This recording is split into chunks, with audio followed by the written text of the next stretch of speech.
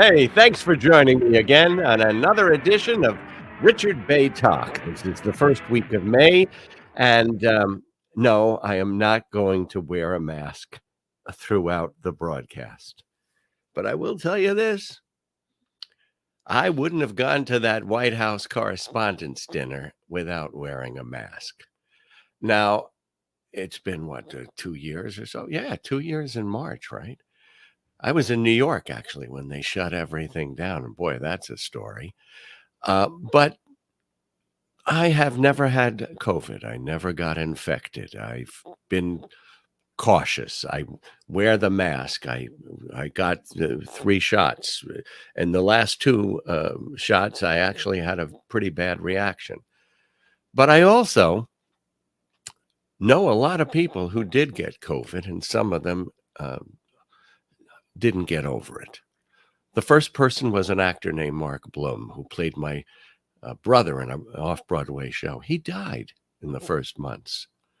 The second person was a guy who's part of this political discussion group that I have. And before the political discussion group, we had dinner at a Turkish restaurant in New York, and he was going, "Let's get baklava and share it." A week later, he collapsed on the street, and he spent 7 weeks in the hospital. And the third person was a radio talk show host here in Palm Beach, Florida, a conservative, right-wing, very Trumpist talk show host who said that COVID was a hoax and that it was a way for Bill Gates and Fauci to control us, and that the vaccines weren't necessary. And he recanted the week of his death when he was on a respirator in the ICU. So those are 3 people. But then this week, on Facebook, I have 2 friends. One was a young lady who married a guy who was a friend of mine. And they were telling the story of what happened. They've been triple vaccinated. They have 2 children, adolescents. And they always wear a mask, but they went to visit the grandfather and they thought, the kids are here with the grandfather. They want him to see him. They want to give him a kiss. They want to be close to him. Well, the 2 young girls, I think they're like 12 and 14, they came down with COVID, one of them so severely that they had to call EMS because she didn't stop breathing, but she was having great difficulty breathing. And so I contacted the mother and I said, "Oh my God, what are you guys going through? This is terrible." She said, "We got it too." And she said, "I've been in bed for 10 days. I can hardly move. This is so awful. It's really painful. Everything hurts." And that was now. That was like last week. We all hear, Omicron, it isn't so bad. And hospitalizations are up, but people aren't going into the ICU. It isn't that great an inconvenience to wear a mask, regardless of what a Trump-appointed judge in Florida says about traveling on airplanes. When I get on an airplane, I'm going to wear a mask. When I go into a crowded store, I'm going to wear a mask. If I went to the White House Correspondents' Dinner, I would have worn a mask. I go to the movies. If people are sitting far away from me, I don't wear a mask. But when I go to see a Broadway show, and I've seen a lot of them, even during the height of COVID, I wear a mask. Sometimes I double mask. And now Sanjay Gupta on TV said, if you wear the mask properly, it'll be 95% effective of keeping the virus out of your respiratory tract system. The problem is people are wearing those blue masks. They're almost useless. People wear the mask and they wear it under their nose like this. You might as well not wear the mask, because you're breathing it into your respiratory system through your nose. But anyway, when I hear Bill Maher start to make fun of people, who wear the mask and they're virtue signal. I'm not virtue signaling.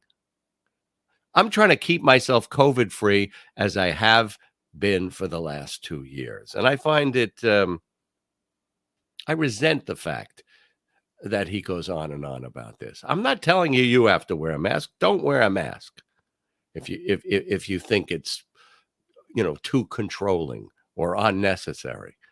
But I'm going to wear a mask, and I'm not doing it to signal my virtue. I'm doing it for my health. On the other hand, I'm not going to wear a mask when I'm driving the car by myself. I'm not going to wear a mask when I go to the beach for a run down by the seashore. I'm not going to wear a mask when I walk down a street and I'm far away from people. But if I'm in close proximity to others, especially others who are strangers, I'm going to wear a mask. Now, this White House Correspondents' Dinner, there were 3,000 people sitting in there. I saw a few masks. Most people didn't wear masks. Joe Biden showed up and everybody applauded the return to normalcy. I think it's a return, well, to something else. I mean, Dr. Fauci said he wouldn't appear at the White House Correspondents' Dinner because he's 80 years old and he's concerned about his health. But Joe Biden, who's close to 80, was sitting up there. They just have that gridiron dinner and a lot of people came down with COVID. I wouldn't have gone in there without a mask. And Trevor Noah, who was hosting the dinner, made a joke about it in the beginning. But I don't think it was a joke. I think he was right. Listen to this. It's my great honor to be speaking tonight at the nation's most distinguished super spreader event. No, for real, people, what are we doing here? Let's be honest, what are we doing?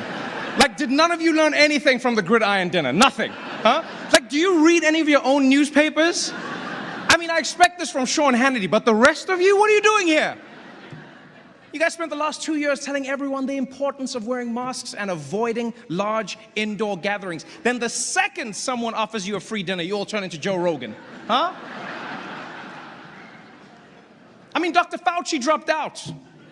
That should have been a pretty big sign. Fauci thought it was too dangerous to come tonight. Pete Davidson thinks it's okay. And we all went with Pete. Okay. All right. Now, you're standing behind the podium. You've got some distance between you and other people. Maybe that's all right. But, I think Trevor Noah made a joke about it, but I think what he was saying was right. Albert, would you have gone to an event indoors with 3,000 people without wearing a mask? Unlikely. Very unlikely. Oh, you would have worn a mask. Oh, yeah. All right. To an event that big? Yeah. Right. Sure. So, yeah. So you don't think I'm crazy for saying this? No, in spite of the fact that I've gotten 4 of these shots already. Yeah. Right.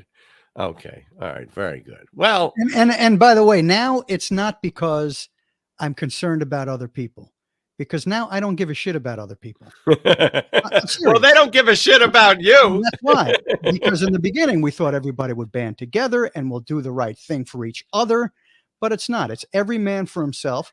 I'm going to put the mask on for myself, right. And the people I love. But the rest of them, forget it. Get in the lifeboat. Women and children, forget about them. Anyway, people are, I guess, relieved that they believe that COVID is over. But the number one issue that Americans face, and we hear this, people, we hear about Ukraine, and I'll talk a bit about that later on television constantly. But what people are concerned about is inflation now and the rising cost of some. In fact, Trevor Noah made a joke about it. He said, hey, Joe Biden, since you've become president, things are looking up. Gas prices, food prices, housing prices, they've all gone up since you've become president. But to blame Joe Biden for the inflation is kind of ridiculous when you look around the world and you see that in the UK and in the EU, I think the EU has 7.5% inflation. This is a worldwide phenomenon, and Joe Biden is not the president of the world. And if you take gas and food out of the equation, inflation is about 2.5%. Of course, gas and food seem to be the necessities that we all need. So what are you going to do about inflation? What could a president do about inflation? Not a heck of a lot. The inflation rate in 1965 was 1%, but by 1980, inflation was 14%. All right, so what do we have it now? About 8%? It was 14% in 1980. And you got to remember, that lasted for a whole decade. You had Nixon with wage and price controls. It seems crazy to think about it now, but Richard Nixon, in order to combat inflation, took what seems to be an authoritarian communist policy, which is having a central government determine what you can pay people to work and what you can charge them when you sell them something. Wage and price controls. Well, that didn't work. And then we had the win buttons they had. No, I'm getting to that right now. But that's the next guy. That was Gerald Ford. Right. Whip inflation now. Putting on a button, it didn't really work. I had a friend who turned the button around. And what does it say? It was NIM, and he said it stood for no immediate miracles. Yeah, right. Okay, that's a good idea. So anyway, then we had Jimmy Carter, and there was a gas embargo from the Middle Eastern countries. Jimmy Carter went on TV. Remember, he wore a sweater, and he said, "I would just like to tell Americans to turn your thermostats down, put on a sweater, and we'll all get through this." Well, that didn't rest very well with the American populace. And right now, once again, we're facing inflation. So what happened then? There was a guy who was appointed the head of the Federal Reserve named Paul Volcker. And he stopped this era of easy credit, and credit became very expensive. Unemployment in 1980 was 11%. Mortgage rates. I remember this because I bought my first piece of real estate ever in Philadelphia some years later. But I remember mortgage rates hitting 19%. In 1985, I believe it was, when I bought my townhouse, and I got a 12.5% mortgage. I was overjoyed. 12.5% on my mortgage, locked in. Well, now mortgages are about 5%, and everybody's going, "Oh my God, it's the end of the world." Interest rates were about zero during the pandemic. And early in the pandemic, unemployment went up to 15%. It's like 3.5 or 6% now. So what would you rather have, unemployment or high inflation? And what happened with what the federal chairman did at that time was not only one, we had two recessions. Unemployment rose, GDP fell. There were two recessions. And when we came out, Reagan enjoyed an economy that was ready to grow again. And of course, those first 2 years, I think it was, of his administration, we were in recession. Now, you get cancer. You want to be cured? Sometimes you got to go through chemo. It's very painful. It's debilitating. Are we willing to go through a recession to cure inflation? And would it? Well, that's a question. But when Republicans keep going, inflation, inflation, inflation. Well, I haven't heard a person tell me, what do you want Joe Biden to do right now? What do you want? What should be the policy to constrain inflation? I mean, there just aren't too many policies that can do that. And one of them, probably the most effective, is to raise interest rates to the point where you have a recession. And, that's not a very appetizing concept or policy. But then again, when we look forward and we're saying, oh, we're coming up to an election system. Inflation seems to be the number one issue facing people. Forget about Ukraine. Unemployment is low. I mean, what else? Democracy. Americans don't seem to care about that. Well, Carl Reiner put out a tweet a few weeks ago. He said, a vote for Republicans is a vote against democracy. Now, I'm going to tell you in some of these ways, certainly in the middle of a presidential White House, in the middle of it, usually the party that owns the White House loses congressional seats. All right. And we've been told over and over again, the Republicans are going to cream Democrats in this midterm election. Midterm elections usually go against the White House. Remember, Obama said that he got a good shellacking in his first term. Oh, but that's not good enough for the Republicans. From state to state to state, they are defying state constitutions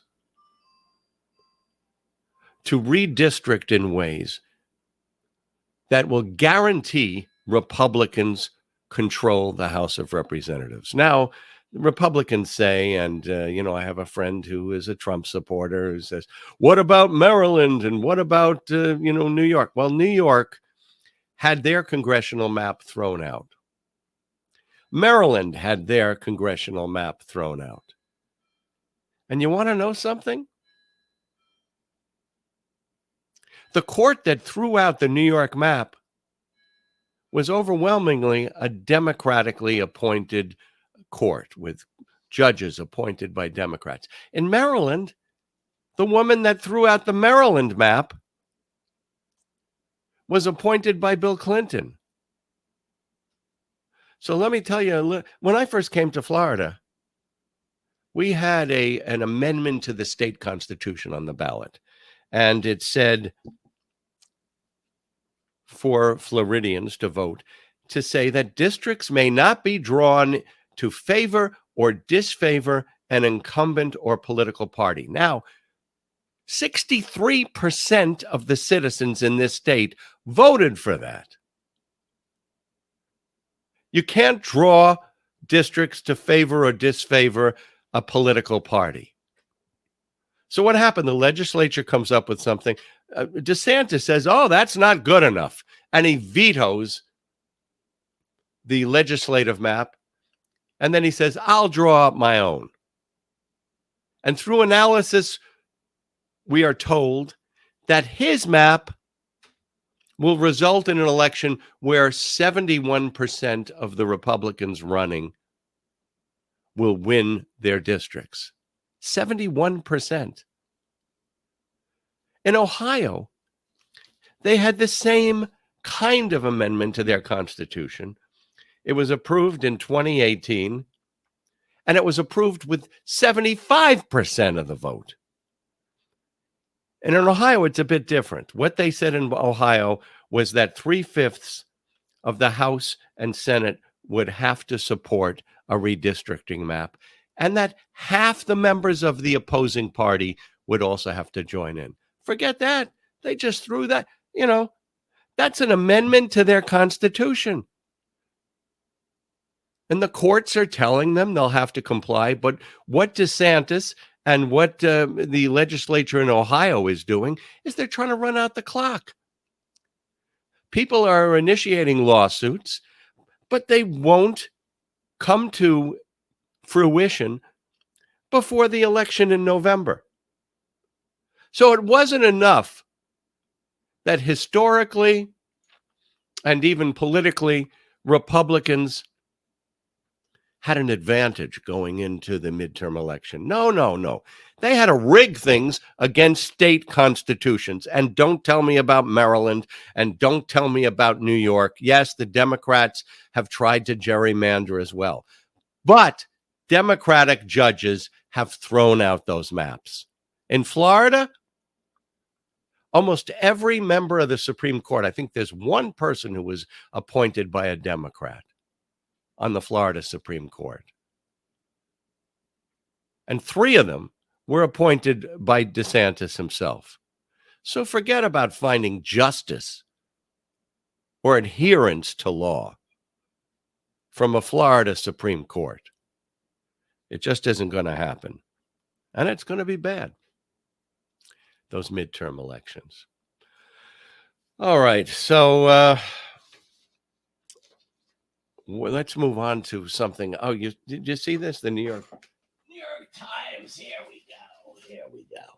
The New York Times, the big headline, Tucker Carlson, American nationalist, and how he stoked white fear to conquer cable news. And they call him the most racist national commentator, I guess, since Father Coughlin, which I'm sure is making Sean Hannity very happy because it takes some of the attention away from him. But his problems are in a different area. We have messages that were leaked. They were leaked by the January 6th committee, but they were messages between Hannity and Mark Meadows, Trump's chief of staff. And when you hear this, it's kind of almost unbelievable because Hannity is taking direct orders from Mark Meadows on how to influence the vote, not in general. I mean, of course, he's a commentator. He could come on and say, vote Trump, vote Trump. But they were targeting certain states. And Meadows told him where Hannity would have to target his message to get people out to the polls and to tell them that the election result was up in the air. And indeed, some of those states did vote for Joe Biden on by a very, very tiny margin or a slim margin. Here, listen to this. This is from CNN. Stress every vote matters. Get out and vote on radio. Hannity has a radio show. Hannity replies, yes, sir, on it. Any place in particular we need a push. Meadows, Pennsylvania, North Carolina, Arizona. Hannity, yup. Meadows, Nevada. Hannity, got it. Everywhere. Now, there have been times in his career where Sean Hannity has called himself a journalist. Lately, he says, I'm a talk show host. I'm not a journalist. But of course, in the past, he has said he is a journalist. That sounds like he's a political operative of the Trump White House. And I don't know why that isn't a donation in kind for the Trump campaign. I mean, they're targeting individual states where Hannity is going to use his access to the radio waves to have Trump win in those particular states. And yes, sir, Mr. Meadows. Yes, sir. As if he's working for the Trump White House instead of Fox News. Now, I worked with Hannity for almost 4 years on radio. And he's a fellow well-met, the kind that comes in and claps you on the back and goes, hey, buddy, how you doing? What's up? Blah, blah, blah. But one story I think is illustrative of Sean Hannity's integrity. In the lead up to the Iraq war, somebody had called him, one of the callers, and he was on the air and he was saying, do you know that there was a Senate bill to stop Saddam Hussein from using materials that could be used to gas the citizens of Iraq? Because Hannity he gassed his own people. He gassed his own over and over again. You heard about this. And of course, Saddam Hussein did do that at Halabja, where he gassed Kurds. But there were helicopters used that were supposed to be crop dusters, and there are chemicals used that are supposed to be used for fertilizing purposes. And so Hannity's on the air, and he goes, where did you read that? And he goes, well, I don't have it in front of me. He goes, you just read something on some blog somewhere. There was never a bill for that, because the guy was saying that Reagan and then George Bush had sort of frozen this bill and killed it so that we would continue to send these kinds of dual-use materials to Saddam Hussein, the kind that he used to gas Halabja. So Hannity hung up and said, there you go, folks. These people, they call up, they say anything. They read something on a blog and they try to defame, President George Bush and President Reagan. He goes, and then when you ask them, they can't even tell you their sources. So he said, I'm going to take a break. I'll be right back. So Hannity steps out. And I said, listen, Sean, I mean, just for your own benefit, I have here on my desk the AP, UPI, Reuters stories about this bill. It was the 1987 or 88 Genocide Prevention Act for Iraq. It had 3 sponsors, incredibly, from as wide a spectrum of political backgrounds as you can think. There was Claiborne Pell, who's sort of a moderate Republican. There was Al Gore, who was the co-sponsor. And then there was Strom Thurmond, the racist right-wing Republican. They sponsored it. And from pressure from both the Reagan and Bush White House, it never got a vote on the floor. So I said, Sean, do you want to use this? Because you could come up with a counter argument if you know the facts. And Sean started laughing. And he said, keep that stuff away from me. I don't want to see anything that doesn't support my argument. And he walked away. And we were, about to go to war where 4,000 Americans died. And that was the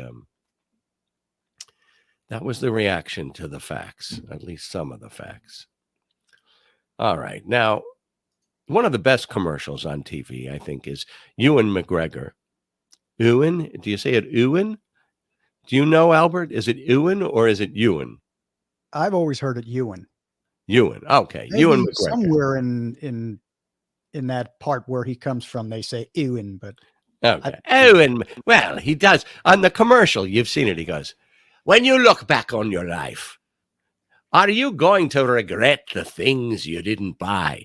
That you didn't get a smarter TV or the latest cell phone or a sportier sport car? Is that what you're going to regret when you look back on your life? Or are you going to regret the places you did not go? And then he opens the door. And you're at this beautiful beach with the ocean and everything. And it's a commercial for Expedia. As a matter of fact, it's a great commercial. He delivers it really well. It engages you in thought and you go, what is important in life? I mean, as a matter of fact, I just went to LA because I find friendships very important. And I went to see all my friends, both from the University of California and from Yale Drama School, whom I haven't seen, some of them I haven't seen in 20 years. And I you know what? I'll always have that memory. And yeah, it wasn't a cheap trip. But yeah, partially, I guess, that commercial had an influence on me. And it certainly puts Matt Damon to shame trying to sell you Bitcoin. Fortune favors the brave. Oh, Matt, why did you do that? I mean, people are going to mortgage the house and go buy Bitcoin, something Warren Buffett says is a big Ponzi scheme. But anyway, I think a lot of other people must have seen that Ewan McGregor spot as well, because they're not regretting the places they don't go. And the places that they do go, the place that they do go is Kyiv. Nancy Pelosi just went this weekend. We had our Secretary of Defense and Secretary of State go to visit there. And, Boris Johnson, the British Prime Minister, he went to Kyiv. Everybody's going to Kyiv now, I mean, it sounds like it's easy to get into Kyiv and to see Zelensky. And I should mention that the first 2 people to go to Kyiv to see Zelensky were a Republican member of the Senate and a Republican member of the House. So, I'd love to go to Kyiv. I've heard it's one of the most beautiful cities people have seen from friends who went there before the war. But, there has to be some way that we can help this country survive. I mean, the television videos are just heartbreaking. What's happening to these people? But then again, let me bring this up. What if people keep saying, well, what about Putin? What if he uses chemical weapons? What if he uses a strategic nuclear? And everybody's afraid as well. You should be. I mean, that would be a serious escalation. And Joe Biden says, well, if you do that, there will be consequences. Well, duh. I mean, if you're on the street and a robber comes up and puts a gun to your head and you say, if you blow out my brains, there will be consequences. I don't think that's a very effective way to deal with this. So what do we do if he uses chemical weapons? Well, I think that Joe Biden should go to Congress and get an authorization for the use of force in Ukraine if chemical or nuclear weapons are used. Now, he doesn't have to move forward on that. It's sort of like and this always bugs me, that people say, oh, Obama had a red line and he didn't, he said, if you use chemical weapons in Syria, Assad, that's going to be our red line. And then he did nothing. He didn't do nothing. He went to Congress and he asked them for the authorization for the use of military force against the government of Syria to respond to the use of chemical weapons. He felt he couldn't initiate a military attack without the support of Congress. Which, if you're a strict constitutionalist, you probably agree with that, except what happened when he went to Congress to get the authorization? Rand Paul from Kentucky voted against it. In fact, he tried to add an amendment that declared the president has the authority to act only when the nation faces attack. Jim Risch, a Republican, Ohio, voted against it. Marco Rubio voted against it. Ron Johnson voted against it.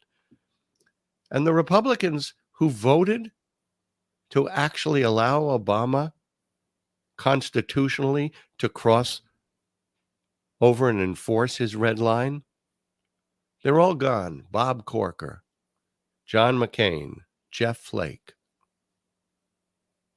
So I think Biden should go to Congress and ask for an authorization in case, just remember George Bush did that as well.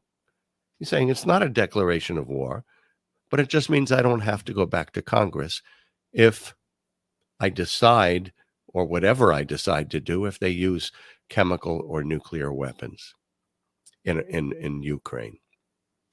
And then you'll see who really stands with Ukraine and who doesn't, and who is just mouthing off. Actually, once again, there were 91 Republicans in the House who wanted to vote against the bill. And what happened eventually is that Russia created a deal with Syria that they would destroy their chemical weapons. So the bill was never voted on. It became moot. And of course, Syria didn't destroy its chemical weapons. We know that because they used them again.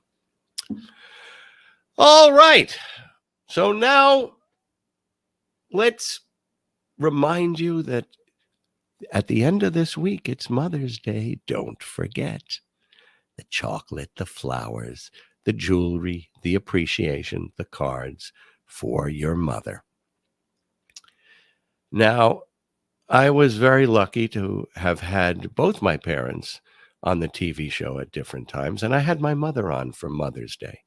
And on that particular broadcast, Bobby Rydell, the Philadelphia singer, really, beloved by many, especially in Philadelphia. He passed away about 2 or 3 weeks ago, but he was on the show with his mother, and he talked about growing up in South Philly and how his mother would step outside on the stoop and go, Bobby, come home. In fact, Bobby Rydell, when he moved, he lived with his mother his whole life. At least up to the point when the show was on. And when he moved out of South Philly, his mother and his father came with him, and they all lived in the same house. Now, as you watch this clip, it's from the first show I did in Philadelphia called People Are Talking. And for the first year, I had a co-host, Dana Helger. And she actually hosted the show since I was a guest with my mother. So keep that in mind. And, don't forget your mother. Here's my mother and Mrs. Ritterelli, the mother of Bobby Rydell. What's it like the first time he left? The first time he left? Well, I had 2 other sons home. I was always kept busy.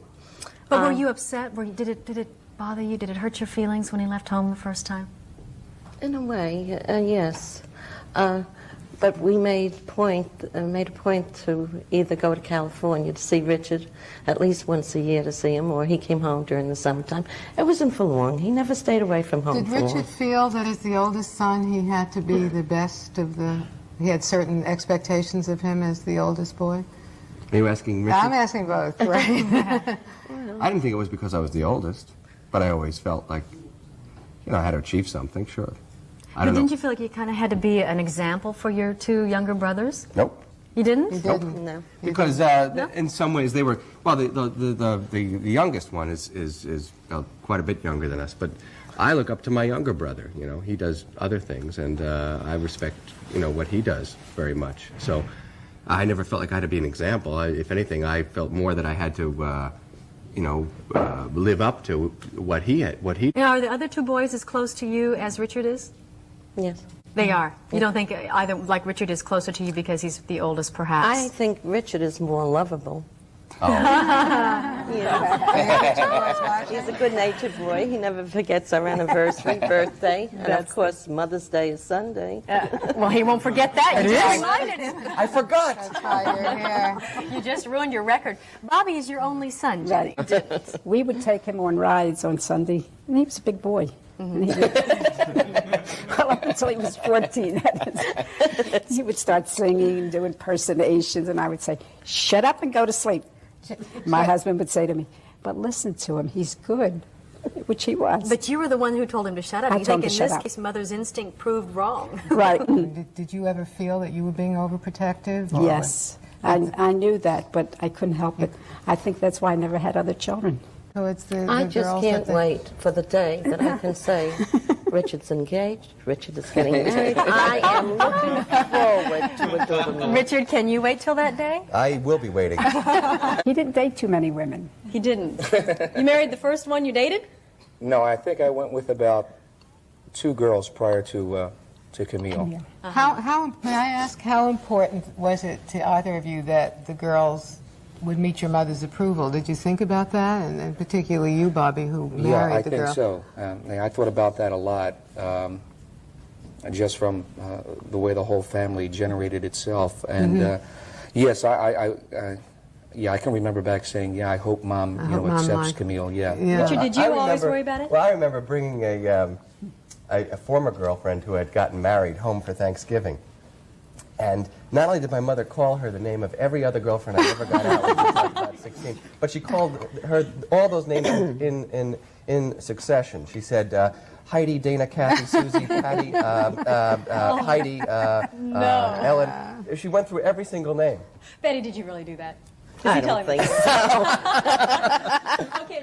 No, I wouldn't say that she was demanding. I think that she was incredibly supportive. That lady that called up and said that you were not, you never treated Bobby like he was a big star or something. It's funny because I think my mother always treated me like I was a big star from the time I was very little. You always felt very, very special. And Right. she did. I don't think she was incredibly supportive. I think she did everything for us. If anything, she did too many things for us. I didn't know how to tie a tie till I was 20 years old. Because she always did it for you. Because she always tied my tie. You know, sometimes you still tell him what to wear. I do. You do, I buy him Bobby? a- Did I she buy tell a you what lot to of wear his this things. morning? Did she? I said a couple of days ago, I'm going to wear my blue suit with the blue. No. I said, Wear something light, tan, I brown, said. I had shoes on this morning. Don't put those shoes on. Those shoes don't go with that suit.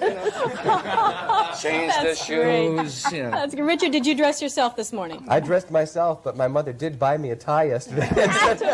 But we do have Richard's father in the audience, Mr. Bey. Is it true that that you and Betty really didn't have differences in agreement about how to raise Richard and the rest of his brothers? Well, I think my wife was a little apprehensive because the acting profession, as I think everyone knows, is very, very difficult.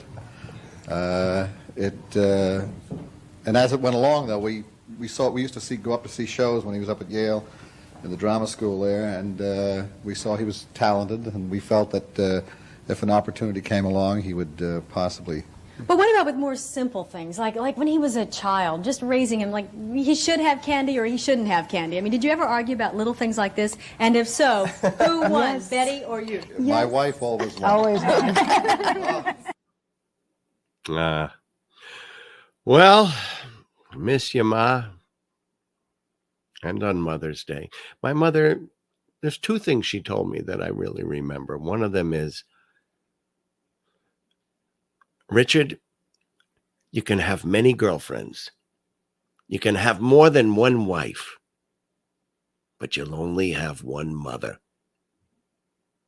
And the second thing she told me over and over was, don't get old, Richard. Don't get old. I'm trying to follow that advice. Anyway, don't forget your mother. It's coming up at the end of this week. And thanks so much for joining me once again on Richard Bey Talk. Let me remind you that if you feel comfortable doing so, please share this on Facebook and subscribe so that every week you will get the podcast.